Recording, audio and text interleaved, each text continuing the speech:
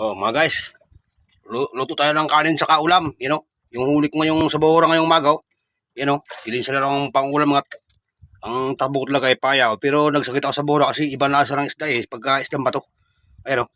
Yung huli ko guys, ay liwabi sa pangulam.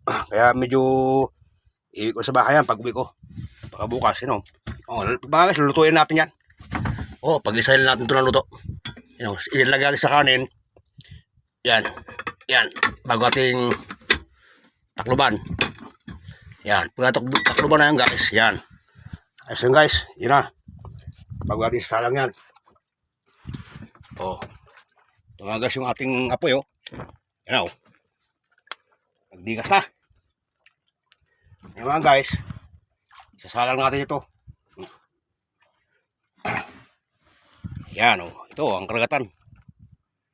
Nakita yun, maraming bangka doon sa kabila Nangawil din sila.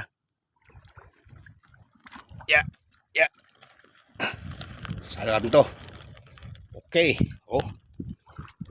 Nag-apoy na. Yan Yan, medyo mahangin naman guys, kaya medyo ang apoy talagang tumatawa-tawa. Ayan mamayang kaunti. Mga 15 minutes. Pwede nang ready to eat na yan. So, ganoon naman guys kasi upload lang ako maya pagka kakain tayo.